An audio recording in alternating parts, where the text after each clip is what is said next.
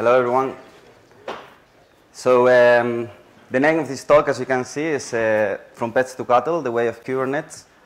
And we are going to explain, actually, first things first, this analogy, and why is, this analogy has some meaning about some pets and some cattle. And we are going to try to move, let's say, an old-school application to the cloud with Kubernetes. My name is Alex. I am a Gonzalez RO on Twitter, GitHub, Gmail, and all the places. So if you want to ask me some question, just send me an email or some Twitter. I work at Java and Talent engineering team in the core team, backend, not Android, sorry. And so this is a small agenda about what we are going to talk. As I said, I'm going to explain the title. We are going to make a small introduction to containers. I will explain some Kubernetes concept and the architecture through an example, and we will have some time for questions later. So, this is a pet. How many of you have pets at home? Yeah, you love them, no? So if they become sick, you go to the doctor, you try to heal them, and you bring them back home. And this is a cattle. So sadly, a cattle is just a resource. Usually they don't have a name, perhaps they have a number, and if they become sick, you try to fix them for a little bit of time, and if it doesn't work, I am sorry, you need to do whatever you need to do, and put another one in place. So it's more or less the same for the servers. Some time ago, if a server goes wrong, you try to SSH on the server or run some Ansible scripts and try to fix them. And nowadays, what we tend to do is we just kill that server and we create another one in the same place, because we will spend more time debugging the error. I mean, if the error is not repeatable, but we will spend more time debugging it and trying to fix it than just put another one in place. So containers. This is like the hipster war of the moment since 3 years ago. How many of you know about Docker and running it in production? Nice. So this is not something new. This is coming from the past. This is actually some pretty old technology as well. This is a small timeline about, I will need to read it because I don't remember the dates. I even don't remember my birthday.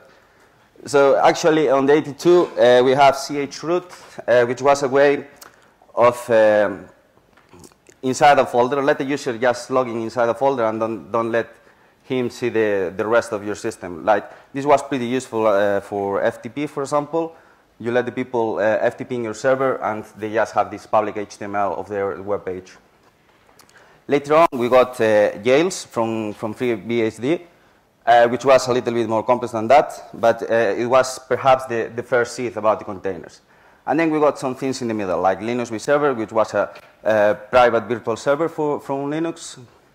But the important bit for us is C groups and namespaces. Basically, C groups allows you to group some processes together and give them some resources like CPU or memory or I/O.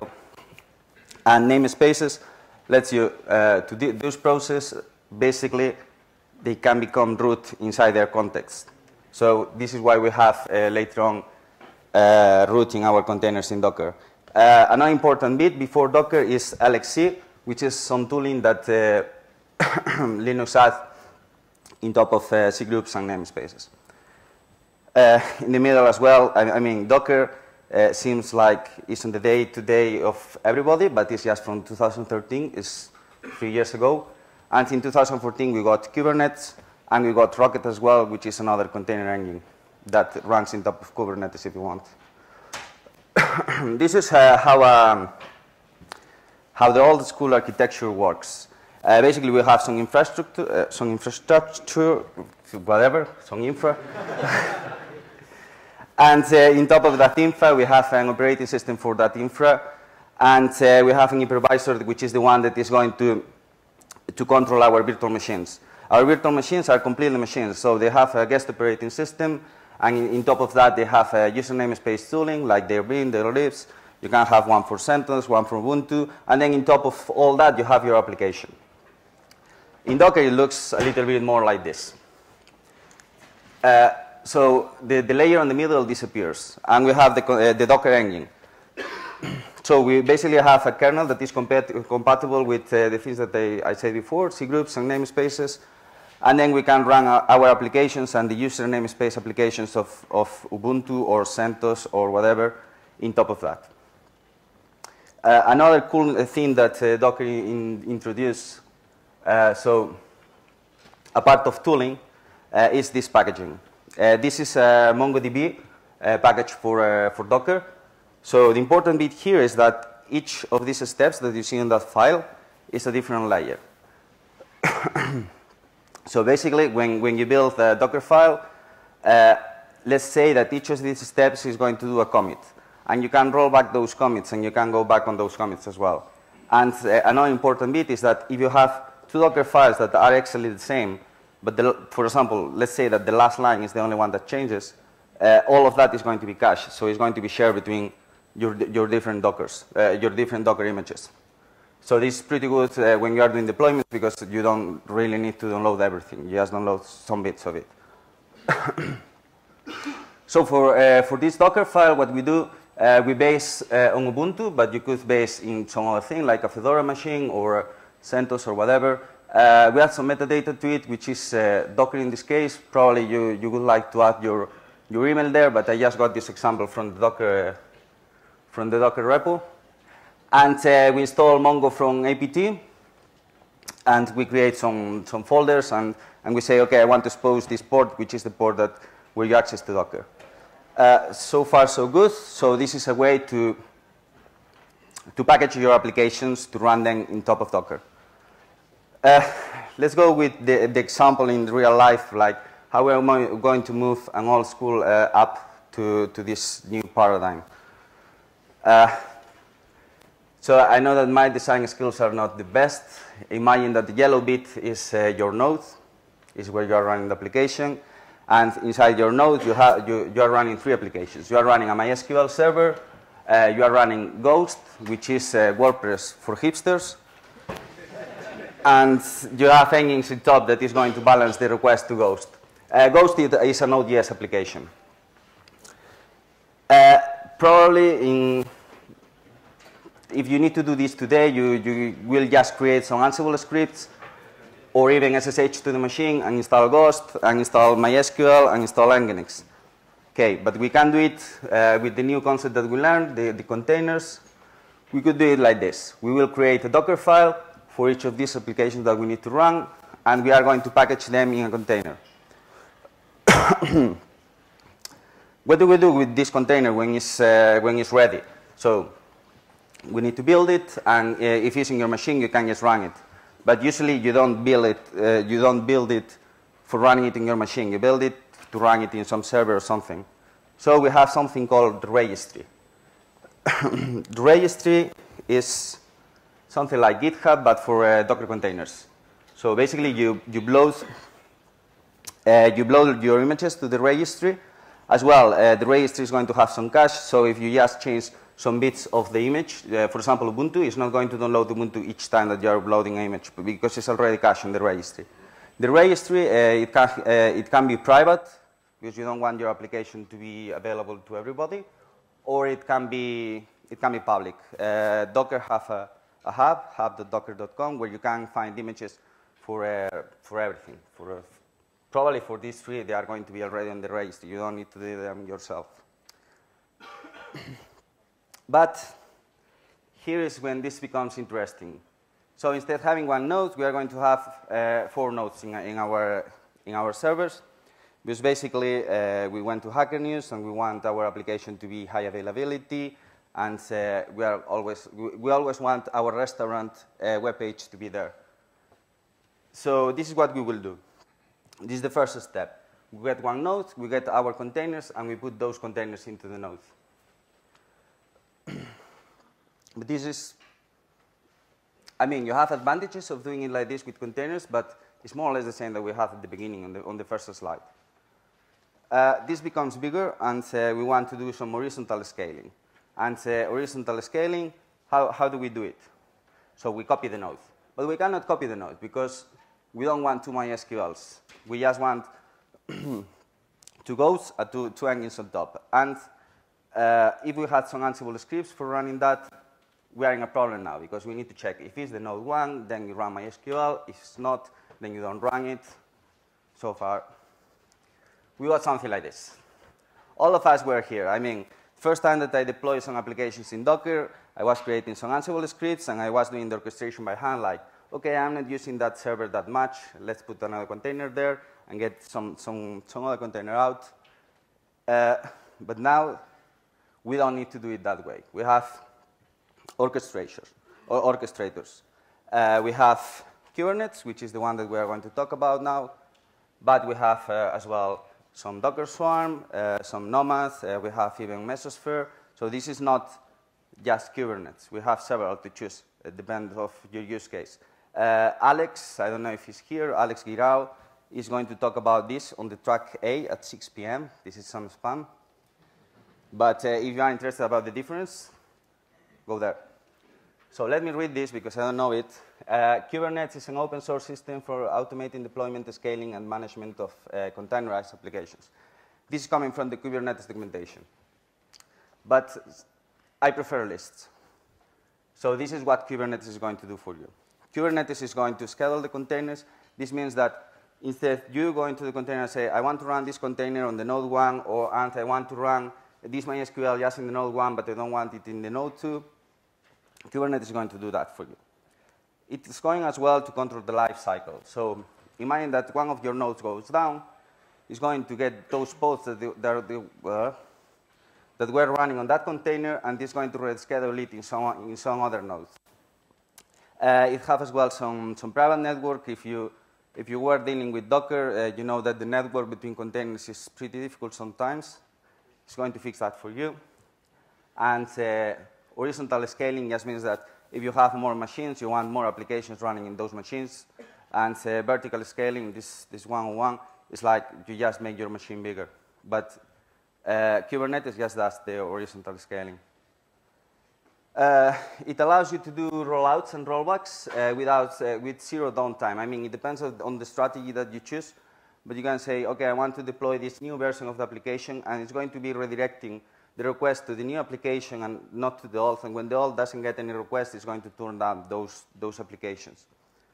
And it has some extras that we're going to talk about, like service discovery built-in and some storage with plugins for volume storage and some secrets as well, which is if you need to store some password to use it in your node, you store it in a secret. Sorry.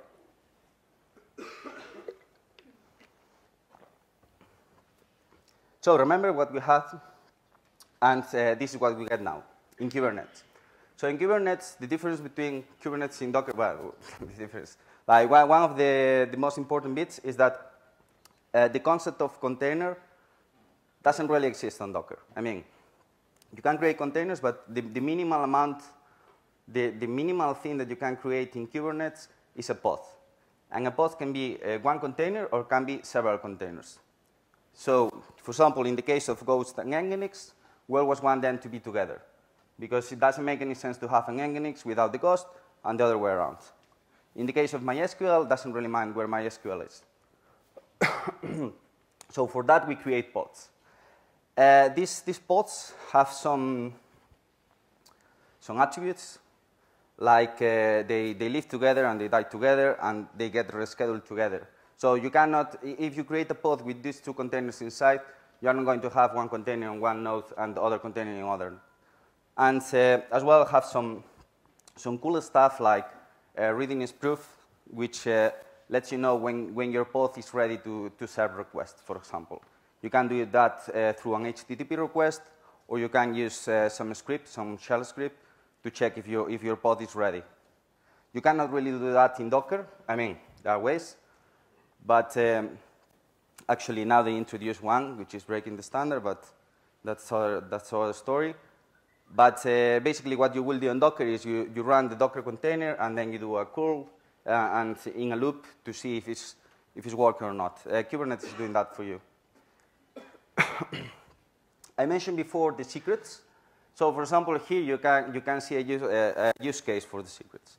we have MySQL, and we don't want to store that MySQL password anywhere in our GitHub or in the Docker file or anything like that. We will create the secret in the cluster itself, and we are going to use that secret inside our pod. How do we use that secret? We have several ways of using it. We can use it as an environment variable, or we can mount it as if it was like a normal volume, and just access to it like if it were a file, if it was a file, sorry. And there is more important bits here that I want to explain. We have volumes, which seems pretty stupid because you say, okay, I always have my hard disk on my nodes. But the difference here, when everything is in the cloud and you don't even know where the things are running, for example, in Docker, if your container dies and you create a new container, you're losing everything that you have in the container. With Kubernetes, you can create volumes which are persistent or not. If they are not persistent, it just means that it's going to live live with your pod. So if your pod dies, you finally are going to lose that data. But if they are persistent, is some storage that you have in your cluster, and you claim it when you want to use. Like, I want to use 10 gigabytes of data from the cluster, and it's always going to be there. You have as well something which is called volume plugins that allows you to use some elastic block storage, or some Flocker, or GlusterFS, Cinder, whatever. There are a lot of them. And there is something called config maps. So you see that we have an Nginx, and these Nginx usually have some configuration on etc nginx.nginx.conf.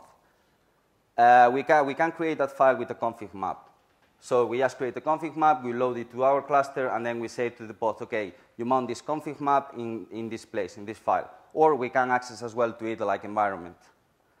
This liveness and readiness proof is what I was talking before. Liveness proof is just some health check that you do on your pod. So imagine that, for example, you don't want the pod to be alive if it takes more than 200 milliseconds to reply. So you can just kill it if it doesn't pass this proof.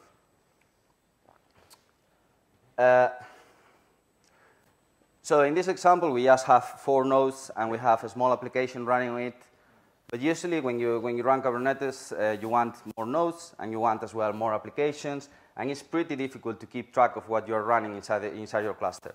So what the people from Google came with is how they run in Borg, which is everything is labeled, and then you can query those labels. For example, for our Ghost and Nginx application, we are saying that the layer is web, and we say the version 1, final, this works, final. If you were in the university before source control, you know what I'm talking about.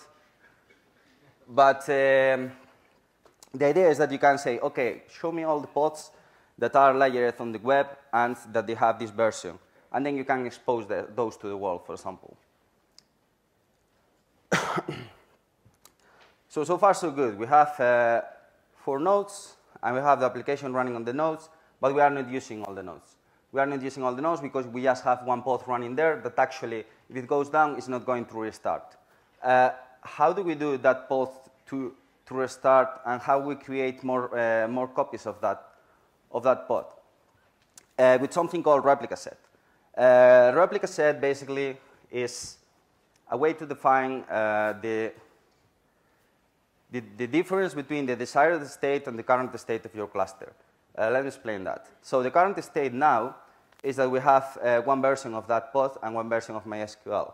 But the desired state, see that I let a blank space there, is that we want 2 copies of that. So we say, okay, the desired state is 2, but the current state is 1. There's a mismatch there. Let's schedule another pod. And Kubernetes is going to do that. Kubernetes is going to create another replica, and now the current state and the desired state is actually the same. In the case of MySQL, we just have 1. And I mean, this can be huge. You can say, like, I want 1,000 replicas. But usually what you will use is auto-scaling. So for me, the important bit of this auto-scaling is that you know that you have 2 kind of auto-scaling in your node. One auto-scaling is for infrastructure, like the quantity of nodes that you are running in your cluster, and another one is for your applications, which is the quantity of pods that you are running in your cluster.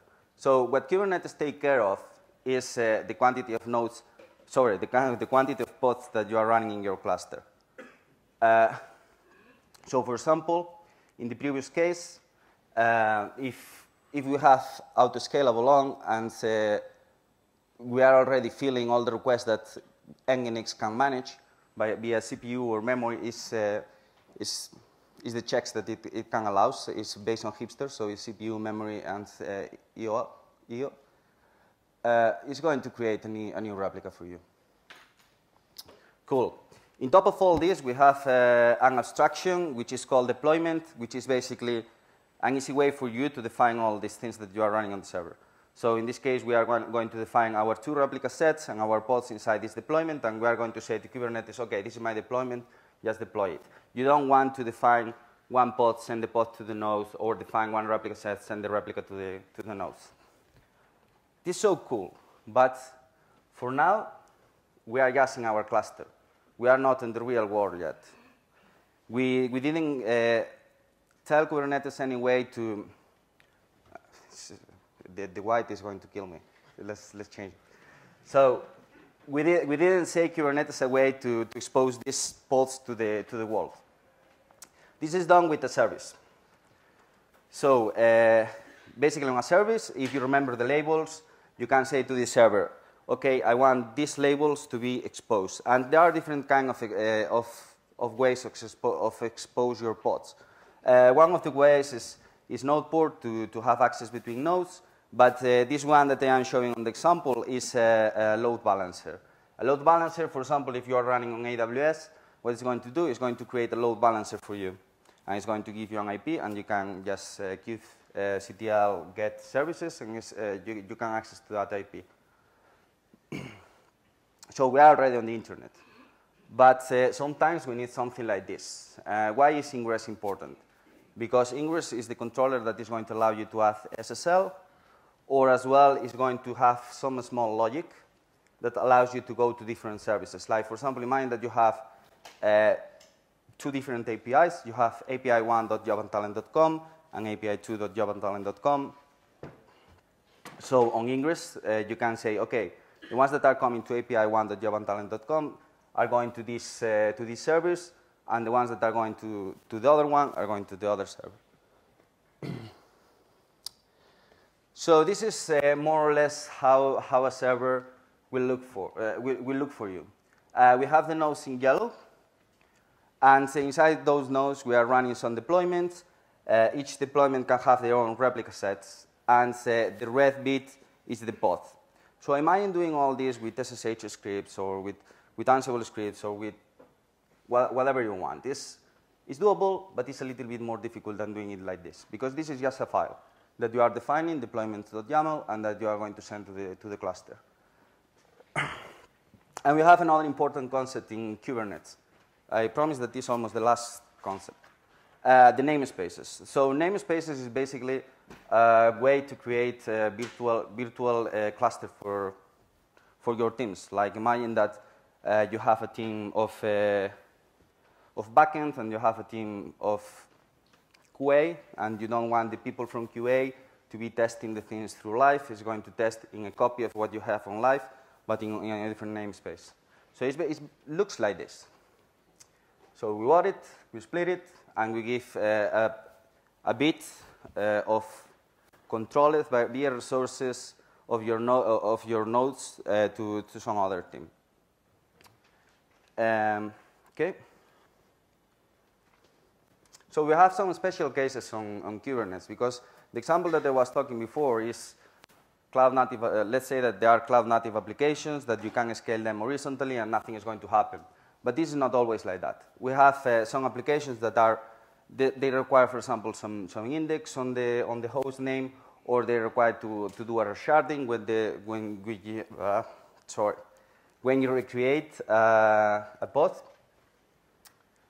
And for this, they create pet sets. So imagine that, for example, you want to deploy a Cassandra cluster, and this Cassandra cluster will have some hosts that are going to be Cassandra 1, Cassandra 2, Cassandra 3. But if you get Cassandra 3 down, then probably the server will need to do some resharding, so you need to let them know that this is going to happen. And this is the pet set. And the daemon set is basically a way to run one and just one pod on each of your nodes. So imagine, for example, that you have a data.agent or something, and you want to run it in all your nodes of your cluster. You are going to run this.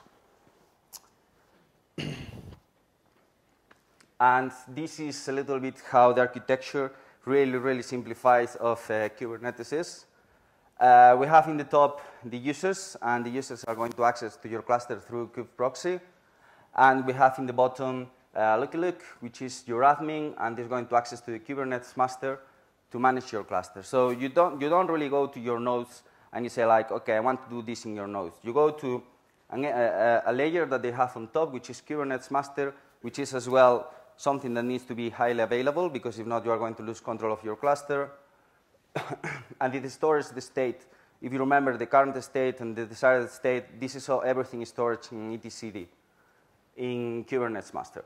They don't need to be all on the same machine. They can be distributed, but the idea is that try to don't lose etcd. If not, you are going to lose the current state of the cluster.